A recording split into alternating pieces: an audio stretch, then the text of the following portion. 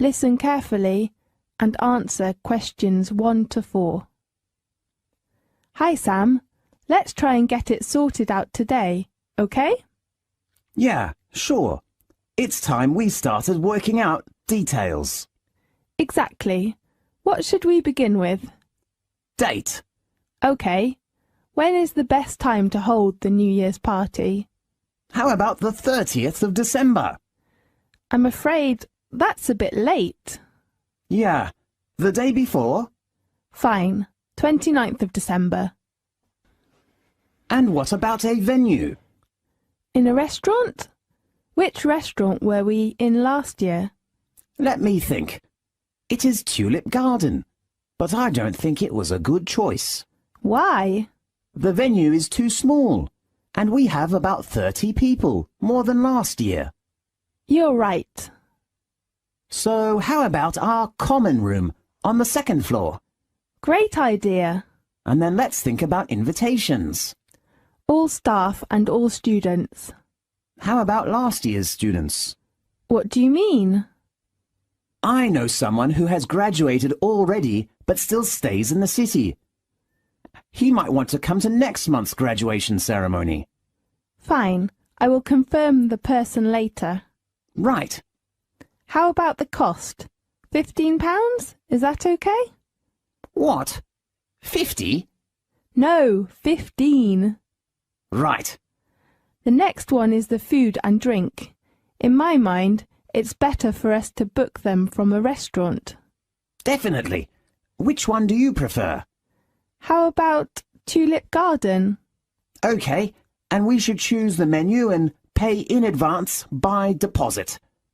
How many days in advance? A week? A week is not enough. I think at least 7 working days. Okay. How much is the deposit? I'm not sure. Maybe £80? I think it's a little too much. £70? Right.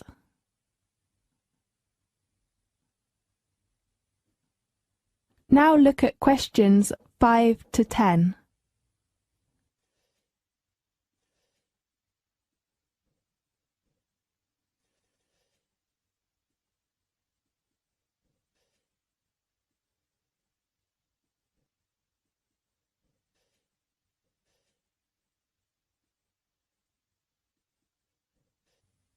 Now listen to the tape and answer the questions 5 to 10. Well, let's talk about the menu. Yes. Appetizer first. What was it last year? I remember there was fruit juice and onion soup. Do you want to change? Yes, I didn't like that soup. Maybe we can order tomato soup instead of onion soup. Is that okay? Good. And the next one is main course. How about chicken or beef? I prefer a roast dinner. Good idea. And the third one is vegetables. How about a vegetable salad? Fine. What vegetables do you prefer? Carrot and tomato. Yeah. And potato and corn? Yes, I like corn. It is good for the eyes. Really? Yes. And pea and onion? Okay, and how about lettuce and cucumber? Yes. Ladies usually like that. That's perfect. Then for dessert, how about traditional chocolate cake? Why not? And ice cream? I think mango pudding is better. Okay, mango pudding and chocolate cake. The last one is drinks. I think almost everyone likes coffee. Yes. And Sprite and cola? Fine. Do you think if we should prepare for some souvenirs? We can take some photos, print them, and give them to all the people at the end of the party as a memory. Good idea. This is the end of section 1. You now have half a minute to check your answers.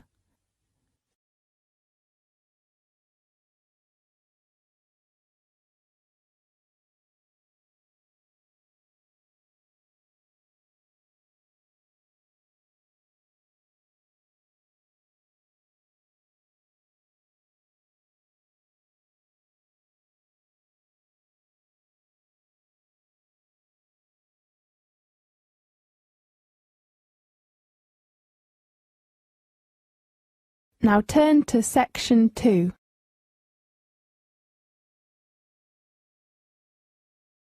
Section 2. You will hear a conversation about a computer centre in campus. First, you have some time to look at questions 11 to 17.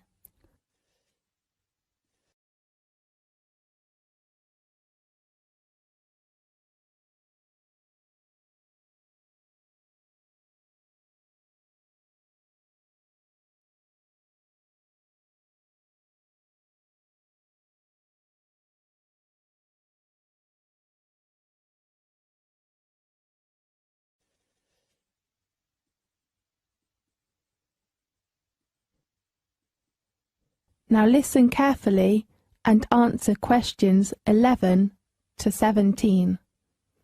Hi, Mary. How are things going? Fine. And you? Actually, I'm worried about the computer centre. What's the matter? Because I didn't attend the computer centre meeting yesterday. I can tell you the information about it. Really? You're so nice. Well, what do you want to know? When is the registration time of the computer centre? It is at 9 a.m. to 4 p.m. from Monday to Friday this week. Today is Friday, right? Yes. Oh, no. Don't worry, you can register tomorrow morning. But tomorrow is Saturday. Yes, on Saturday. The registration time is 9 a.m. to 12 a.m. That's so great. Yes. Do you know where the registration office is? Yes, room 214 on the second floor of the main building. 240 or 214? 14. And you should take some documents when you go there. What kind of documents? A fee? No, we are registered students, so we needn't pay any fee. Great. You need to take your student card and one passport photo. OK. And on the meeting, the lecturer told us some rules of the computer centre we have to know. What kind of rules? Is that very important? Yes, the first one is the opening hours. I hope it closes late. Right, it opens at 9 o'clock as usual and closes at 11 in the evening. Perfect. There is no smoking and noise in the computer centre. Fine. Can I take some snacks? You can only eat something in the lounge. Then can I take my bag into the computer centre? There is a student locker in the lounge. You may put your bag in the locker, so do remember to take a lock. Fine. And do not occupy the locker for more than 3 days. Yes. May I reserve a computer? Yes, there is a reservation system in the computer centre. You can reserve it 3 days in advance. Fine. I'd like to know if there is a photocopier or printer in the computer centre. Of course, on the second floor. But remember to take your student card. Why? Because none of the machines take coins. Fine. And do not use them 10 minutes before the centre is closed. All right. Now look at questions 18 to 20.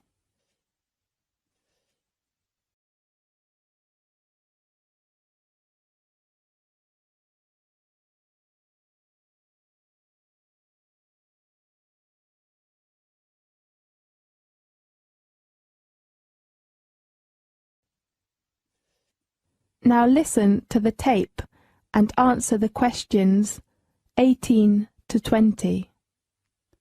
Well, can you tell me where the computer centre is? In the main campus? Do you have a campus map? No. Well, I'll draw a map for you. Do you have a pen? Yes. Well, this is the entrance, and the first building you can see is the teaching building. Yes. On your left is a small bookstore of our university. Great. I just want to buy some books and CDs. Then go east and you can see a small gym opposite to the bookstore. A gym? Does it have a tennis court? Sorry, I don't know. Fine. On the other side is the student union, and there is a lab on the east side of it. If I want to join some societies, I can go to the students' union, right? Right. Oh, does the campus have a parking lot? Yes, it is near to the lab and not far from the teaching building. Great. And how about the parking fee? Sorry, I'm not sure. Maybe £5 per hour? Okay. And where is the computer centre? It is opposite the student union, between the library on the left corner and the canteen on your right. Okay. Thank you very much. Good luck! This is the end of section 2. You now have half a minute to check your answers.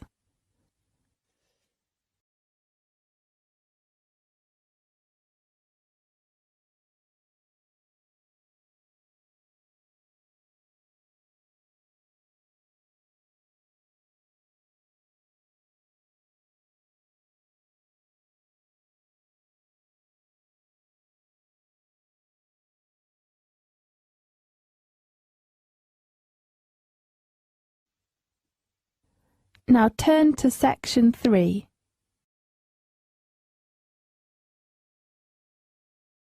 Section 3. You will hear a conversation about a student's dissertation meeting. First, you have some time to look at questions 21 to 26.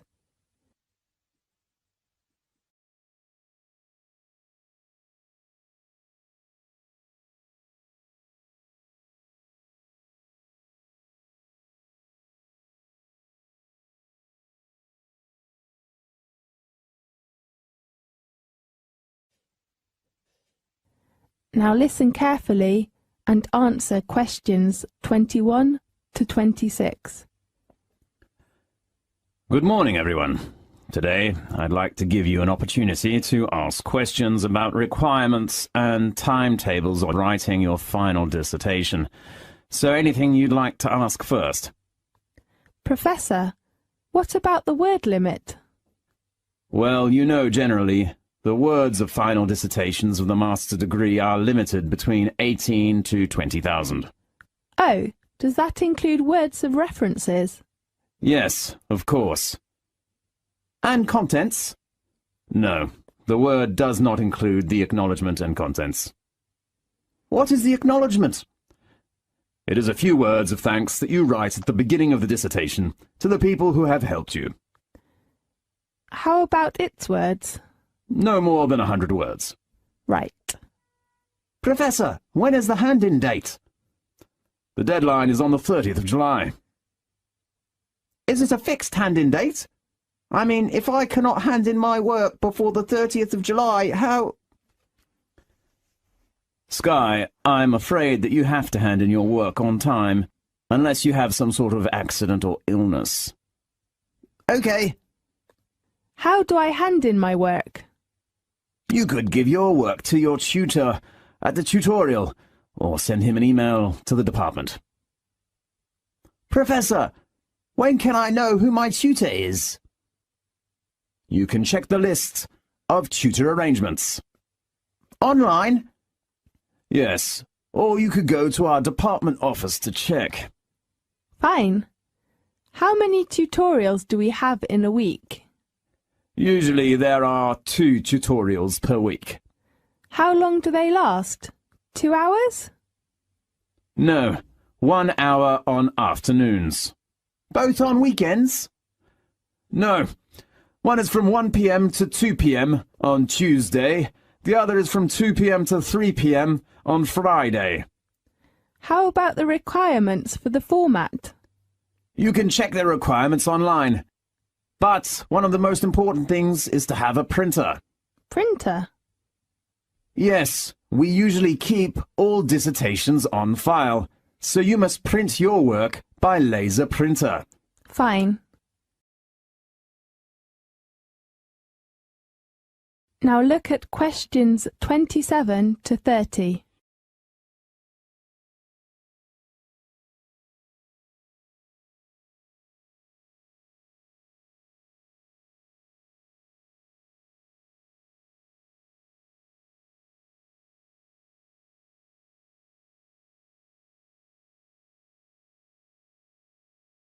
Now listen to the tape and answer the questions 27 to 30.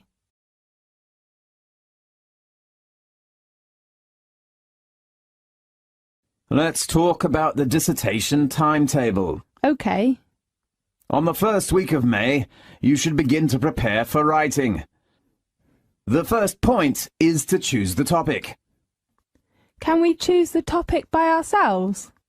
Of course. Your tutor will give you some suggestions, and you can narrow a topic by yourself. Great. And then you can work on your basic references. Right.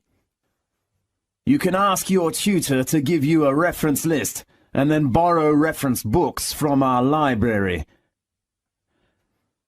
And the next point is to prepare for the draft plan.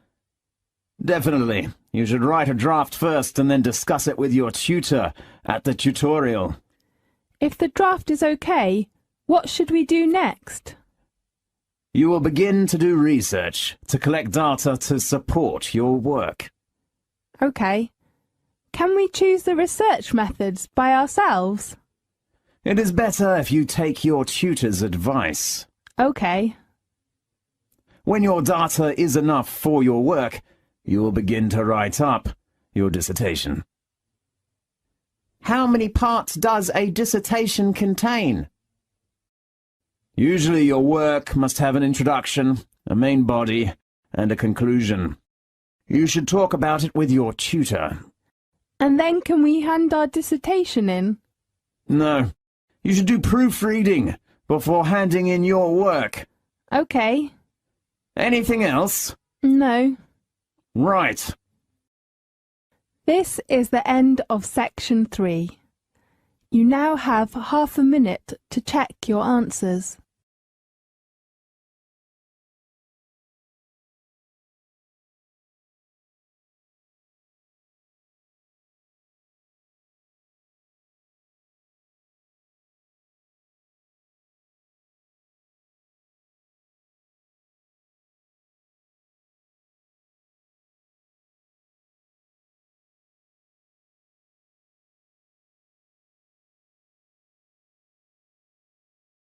Now turn to section 4.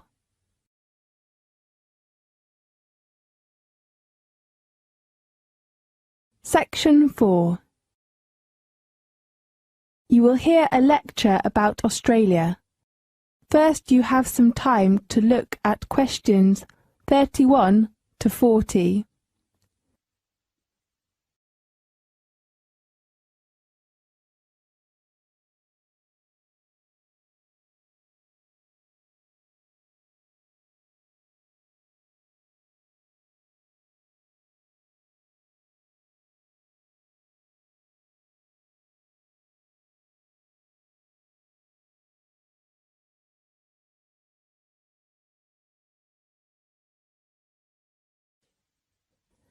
Now listen carefully and answer questions 31 to 40.